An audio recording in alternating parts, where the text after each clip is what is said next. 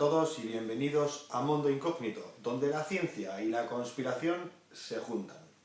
En este primer vídeo voy a hablaros de algo muy interesante, algo que está en boca de todo el mundo al que le guste la arqueología o los misterios y conspiración, todo aquello que tenga que ver con pirámides.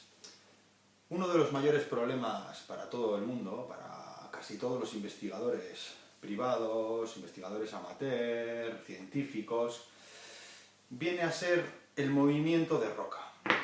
El volumen de roca que consiguieron mover alrededor de todo el mundo, por todos los continentes y países, incluso debajo del mar podemos encontrar construcciones megalíticas.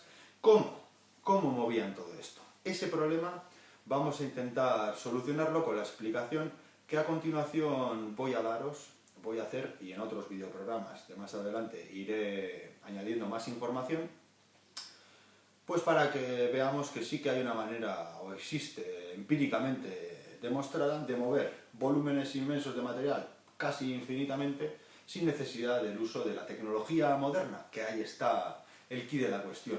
Mucha gente hoy en día, además de culpar a diferentes organizaciones, como pueden ser logias masónicas, Illuminatis, jesuitas, los mormones, los masones, bueno, da igual de quién hablemos, siempre la culpa es de alguien, pero nadie se centra en comprender qué nos da la naturaleza, qué se conoce científicamente para saber cómo mover un montón de material de roca, millones y millones de metros cúbicos, sin necesidad de grúas o maquinaria moderna. De ahí vienen, ¿no? Pues hay teorías de que los extraterrestres vinieron con un ovni o varios y manipulaban esto con tecnología súper avanzada, pero nosotros nos vamos un poquito a lo que se puede ver, a lo que se puede demostrar y de lo que hay registros o investigaciones empíricas, y es lo que voy a mostraros a continuación. Poco a poco, a medida que vaya haciendo vídeos, iré intentando perfeccionar la manera de comunicar para que no sea tan aburrido, porque es un tema espeso, es un tema complicado si no se sabe explicar bien, ya que la respuesta definitiva abarca una importancia vital para todo el planeta. Si os gusta la ciencia y si os gustan los misterios, estar atentos a lo que voy a contar a continuación, porque es algo fresco, es algo que no he visto que se haya contado de la misma manera, y espero que os va a gustar. En primer lugar, quiero mostraros algo que es bien conocido por muchísima gente, pero para quien no lo sepa, resumiendo, lo que estáis viendo aquí, esto es, digamos, una imagen generada de forma fractal o a partir de fractales. Es decir, si dividimos por la mitad esta imagen, veremos que la mitad derecha y la mitad izquierda son simétricas, son iguales. Esto quiere decir que si la imagen se hubiese generado desde el punto central, todo ha crecido, todo se ha ido generando siguiendo un patrón que ya conocemos por la naturaleza. Es la forma en la que la naturaleza hace crecer las cosas. Rocas, piedras preciosas, en definitiva todos los minerales, plantas, animales, incluso flujos de corrientes líquidas, magnéticas o gaseosas, cumplen esta norma, una fractalidad que, si bien no tan ordenada como aquí, sí podemos ver que mucha gente en sus cuadros de la antigüedad o en ciertas tallas, esculturas, pues ya utilizaba y sabía el cómo hacer que esas proporciones sean simétricamente perfectas. Bien, en primer lugar vamos a diferenciar dos tipos de bloque concretos. Por un lado, los bloques que parecen haber sido antes de lo que vemos aquí, que esto es Sacsayhuamán, parecen haber sido blandos, es decir, alguien podría haber hecho como con la plastilina o como con arcilla húmeda, moldear todo esto y colocarlo para después dejar secar al sol, y de ahí la precisión en las juntas y las formas irregulares para poder construir esto. La apariencia redondeada viene a parecer, o me lo parece a mí, y a mucha gente por lo que veo en YouTube de lo que se explica de esto, sobre lo que se explica de esto, pues viene a parecer que esto podían ablandarlo y ponerlo a la forma que les apetecía. Pero claro, si las máquinas de hoy en día. Otro tipo de bloques o el segundo tipo de bloques mayoritario, viene a ser el que parece estar mecanizado con máquinas modernas, con máquina herramienta, cortes y ángulos en los que pues, mucha gente se echa las manos a la cabeza porque no se explica cómo sin máquinas modernas se pueden conseguir ángulos perfectos y superficies de una rugosidad tan precisa para la que nos hacen falta instrumental moderno como el que os voy a enseñar a continuación o dentro de un rato. Bien, una vez comprendidos los tipos de bloque diferentes que existen, mayoritariamente, tenemos que entender que algunos trabajos son impracticables sin esas máquinas herramientas de las que os hablo, como por ejemplo esto que podemos ver aquí a continuación. Si nos fijamos bien, a mano, una vez medimos con instrumental moderno, la ejecución de esto en esta roca, que es durísima, es imposible. Necesitamos hoy en día máquinas modernas. Cuando nos centramos en fijar nuestra atención en aspectos técnicos y lo conjuntamos con esa especial técnica o misteriosa técnica que tenían para darle una forma moldeada o como redondeada a las rocas, como si fuesen blandas, podemos observar que una vez conseguían tener la roca del tamaño y las formas adecuadas, dentro de la misma podían trabajar precisamente con un mimo, con unas, vamos a decir, no voy a decir máquinas, voy a decir, podían trabajarlo directamente, pues equiparable a nuestra máquina herramienta, ¿no?, de hoy en día, o incluso nuestras impresoras 3D que acaban de ser descubiertas hace muy poco tiempo. Son miles los ejemplos que hay por todo el planeta, pero vamos a centrarnos en explicar o en intentar comprender cómo poder construir todo esto o cómo poder fabricar esto sin necesidad de máquinas. Una máquina herramienta, podríamos llamar máquina herramienta a una máquina de coser. Es decir, lo que al principio se hacía a mano, la costura a mano, pasó a hacerse con este tipo de máquinas por un asunto bien claro, ¿no?, el tiempo. Con una máquina de coser podemos coser mucho más rápido y con una precisión en la que a mano pues, el entrenamiento sería de muchísimos años para conseguir algo parecido. Si nos centramos en la máquina herramienta, podemos observar claramente pues que hoy en día hay multitud de talleres en muchos países en los que disponen de diversas máquinas para los diferentes tipos de trabajo que hay. Y todos esos trabajos vienen reflejados en estatuas, tallas, templos o todo tipo de construcciones de la antigüedad. Es decir, al parecer tenían una tecnología o una técnica o una ciencia capaz de ser llevada a cualquier sitio del mundo para ejecutar lo que ahora necesitamos máquinas de diferentes tipos. Estas máquinas solo pueden conseguir unas precisiones muy altas una vez programamos por dónde debe cortar la cuchilla y hasta qué profundidad. Y estoy hablando de milésimas, micras, centésimas, precisiones para las que el ojo y la mano humana o el pulso humano no son tan precisos.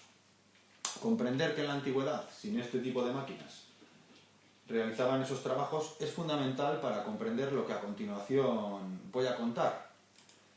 Bien, en la pirámide de Keops podemos encontrar también lo mismo que hemos visto hasta ahora.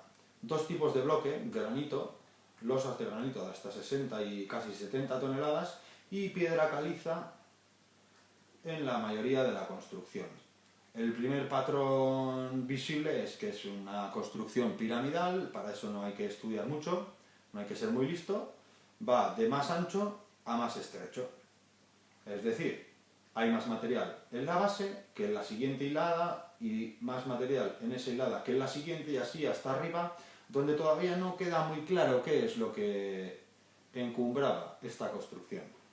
Una vez nos fijamos en la disposición de las cámaras internas, de los huecos, y también de los que están en el subsuelo, en el lecho de roca, calzado por baldosas de cada una de ellas como el peso de un coche, empezamos a ver que de alguna manera podrían haber movido el material, todos estos bloques podrían haber aparecido aquí de una manera no milagrosa, pero sí científicamente demostrada para otros minerales. Cuando observamos la precisión con la que con la que están colocados estos edificios y todos los de alrededor, así como los de todo el resto del mundo antiguo, respecto a los astros y a los puntos cardinales, empezamos a comprender que sin instrumental de medición moderno pues no se puede hacer. Pero nos queda salvar cómo movían toda esta piedra sin necesidad de nuestras grúas o máquinas modernas. Esto es el complejo de Giza, el complejo principal, las 3 pirámides más famosas posiblemente del mundo y otras 3 que tienen al lado. Como veis hay 2 tipos de pirámide bien diferenciados aquí, escalonada y las habituales, las más famosas, y solo la pirámide de Keops tiene dentro de su estructura 2,5 millones de bloques de piedra, cada uno de ellos de una media de peso de 2 toneladas, algo más que un coche utilitario. Hoy en día, poner una grúa aquí, a esta altura, a unos 60 metros del suelo, para poder subir bloques 30, 40 o 50 metros más arriba, es una tarea imposible o impracticable sin fastidiar el edificio, sin que queden marcas de que esa grúa ha estado posada allí. No tenemos técnicas para conseguir subir el material de más arriba sin necesidad de utilizar ningún tipo de maquinaria. Una vez comprendido esto, tenemos que buscar otra opción, como lo hicieron en la antigüedad sin máquinas. Que no tuviesen máquinas o la tecnología nuestra no quiere decir que no tuviesen una ciencia avanzada. Es una evidencia que la ciencia avanzada que tenían les permitía poder hacer los edificios aquí y en todos los continentes del mundo. El patrón común de todos estos edificios es la roca. Y ahí es donde nos vamos a empezar a centrar a partir de ahora. Si observáis aquí, en un relieve que existe en un templo de Egipto, esto es un bajorrelieve para el que hoy en día necesitaríamos máquina de herramienta y muchísimas horas de trabajo, además de ordenadores y, como os he enseñado, o autómatas, para poder darle esta precisión a las figuras, a las imágenes y todo el detalle también representado aquí. Las dimensiones de este trabajo además indican que tendríamos que fabricar máquinas mucho más grandes de las que utilizamos hoy en día. Entonces, ¿cómo podían trabajar, por ejemplo, el granito? De una manera sencilla, tan sencilla en la que no se encuentran ni estatuas, ni grabados, ni tallas en las que fallasen un toque. Tal y como explican los arqueólogos, con un cincel algún fallo, algún golpe mal se daría. Esto no ocurre en la antigüedad, no existen piezas inacabadas por fallo. Y esto es un punto clave para comprender todo el asunto que voy a explicaros. Aquí vemos un comparador. Esto es un instrumento de medición que puede llegar a medir hasta las milésimas del índice de rugosidad de una superficie, que no es más que esto que veis aquí recto. Al mirarlo con microscopio veríamos unas crestas, imperfecciones, que este comparador, por su sensibilidad, podría medir y decirnos cuál es el índice de rugosidad de esa superficie. Lo que hemos visto antes, esto tiene un índice de rugosidad en su acabado que supera con creces lo medible con un comparador de estas características. Tendríamos que coger algo más moderno. Este misterio continúa aparentemente sin explicación hasta que no nos fijamos en lo siguiente. Y aquí empieza la clave, la llave que me dio a mí, en este caso, la oportunidad de poder investigar por una línea que francamente no he encontrado en ningún otro lugar. Si la hay, alguien se la tiene bien guardada. Y no voy a ser yo el que diga el por qué, porque una vez comprendido cómo funciona, he entendido que los motivos de ocultar ciertos asuntos son muy importantes para todos. Cuando llueve, la lluvia arrastra el agua, arrastra también CO2, que lo que hace es mezclarse y disuelve partículas de roca, en este caso de caliza, para después filtrarse y una vez encuentra una cavidad interna, una cueva, pues al contacto con las condiciones ambientales y otras condiciones que os explicaré después de esta cueva en concreto, se forman estalactitas, es decir, esta roca que fluye por el agua, que va adentro disuelta, por ejemplo el carbonato de calcio, se solidifica generando estalactitas. Hasta aquí, ¿qué tendrán que ver, no? Estaréis pensando qué tendrán que ver las estalactitas con estos asuntos de pirámides y tal. Pero si nos fijamos bien, existe una investigación de un tal Petrie que descubrió el primero, o por lo menos es lo que yo he encontrado, el primero, que las rocas de las pirámides de Egipto no tienen la misma densidad, no son exactamente iguales que las rocas de la cantera de la que se supone que se han extraído. Y ahí está la clave del porqué esta explicación, ¿no?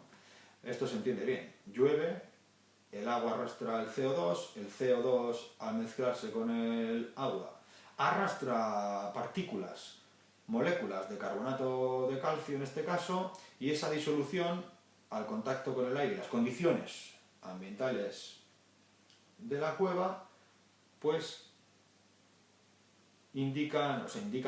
hacen que la estalactita se forme.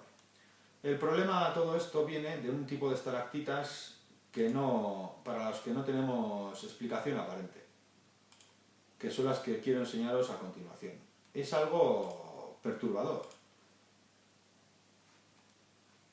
algo bastante complicado de entender si no tenemos en cuenta ciertos aspectos conocidos sobre cierto tipo de cuestiones técnicas, científicas, que podemos encontrar en la naturaleza, para las que no hay que especular o opinar, sino que están ahí y son perfectamente posibles. La capilaridad viene a ser el cómo ciertos fluidos pueden arrastrar partículas de otros minerales, por ejemplo, por dentro de cavidades, por ejemplo, vamos a poner, de una brizna de paja. Si una brizna de paja fuese hueca y la sumergimos en un cuenco, la capilaridad puede hacer que ese agua suba por este efecto que se genera aquí, que podéis ver en muchos vasos cuando los llenáis hasta el borde, que antes de desbordarse todavía supera un poquito el nivel máximo del vaso, el borde del vaso, y también puede ocurrir al revés, que puede hacer que ese efecto arrastre el agua hacia arriba. Esto no tendría ninguna importancia a la hora de explicar el asunto de las cuevas si no fuese porque existen este tipo de estalactitas. Estas estalactitas, como veis, violan, me refiero a las ramificaciones, el efecto de la gravedad. Es decir, ya no es que el agua caiga por gravedad y una vez se libera en el ambiente de la cueva vaya generando carámbanos o estalactitas de esta forma, siguiendo los patrones de la ley de la gravedad. Aquí no. Esta cueva, que es la cueva del Soplado en Asturias, pues resulta que tiene estalactitas que crecen violando la ley de la gravedad. Y esta explicación es científica. Aún no se sabe, aún nadie ha confirmado al 100% el porqué de este resultado en estas estalactitas. ¿Cómo es posible que la gravedad no afecte a todo este material sólido que se va posando hacia arriba, hacia los lados, y en definitiva, como veis aquí, en todas direcciones? Es algo francamente sorprendente. Una vez investigamos un poquito el ambiente de una cueva, ¿qué es lo que ocurre? Veremos que las condiciones de temperatura suelen ser regulares. Pero hay otras condiciones que también existen, de las que os hablaré más adelante, que afectan a la velocidad en cómo fluye o cómo fluyen esas partículas por dentro del agua disuelta. En esta imagen podemos ver cómo este tipo de roca, que no tiene nada que ver con la de las pirámides, pues es propensa a absorber como una esponja la humedad y en poco tiempo, apenas en una hora, algo más de 2/3 de la superficie completa del bloque están cubiertos por la humedad que va subiendo contra la gravedad, arrastrando partículas, hasta llegar a la parte alta supuestamente. Es un hecho comprobado.